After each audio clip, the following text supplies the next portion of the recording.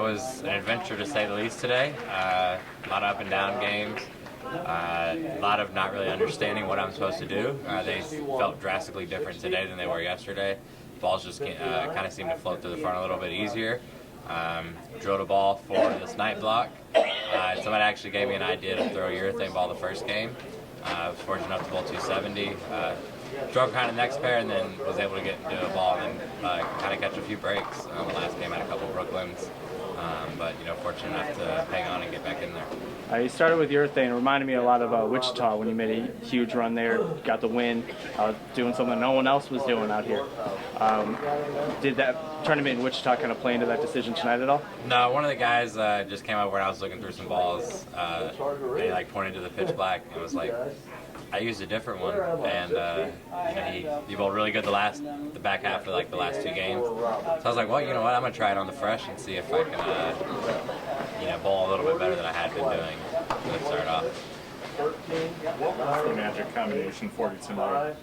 A release, a speed? I think the big combo is just kind of using a smoother ball that's able to control the front to back motion, or I guess more or less the left to right, and then just figuring out how to get my ball to go through the pins a little bit better.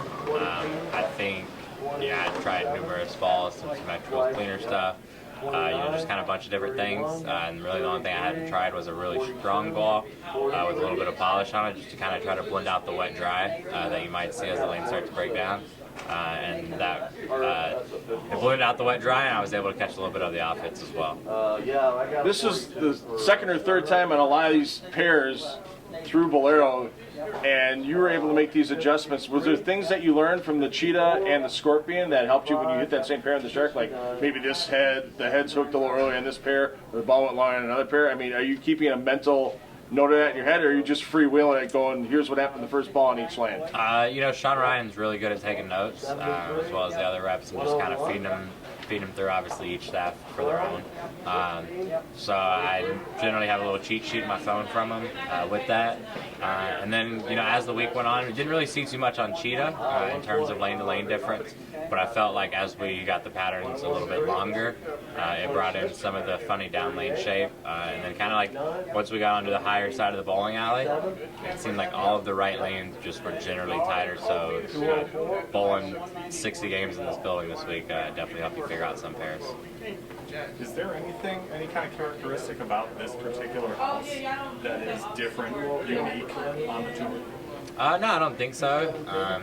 It's three different patterns. It feels like, generally speaking, when you're able to find a ball or two that match up throughout the week in a tournament like this, you're able to kind of use that ball throughout the rest of the week, especially with there being no changeable oils throughout the week at all. So you kind of find some that match up and hope that those will get you where you need to go.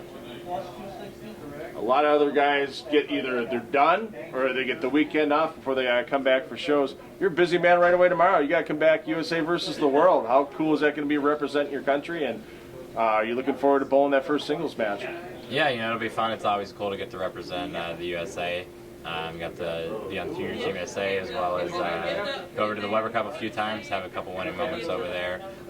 So it'll be exciting. I think it'll actually be nice. Obviously, we're there to win that event as well, but in terms of looking forward to the two other shows that I've made, I think it'll be good to kind of get an understanding of the TV pair, an extra game or two under the lanes, or under the lights really, and kind of understand what that pair is doing prior to going out there and bowling the other TV shows. I know you didn't bowl it, but are there any memories that you take from that Powerhouse event last week? I know you were there. It's a unique place. It's pretty sweet to walk in and see everybody hanging out, and it's crazy. People say if you don't know what it is, it's pretty easy to walk by it, and then as you're pulling up to that place, even being a bowler, it took you a second to be like, oh, okay, that's where we're going. But the old stuff, I enjoy seeing that. But no, we were happy that they were able to host us, and maybe we'll get back there sometime soon. I know you said you wanted to set pins there, and hopefully you get a chance this week to go back and do it. Yeah, maybe one day this week I can see if they'll put me on the payroll.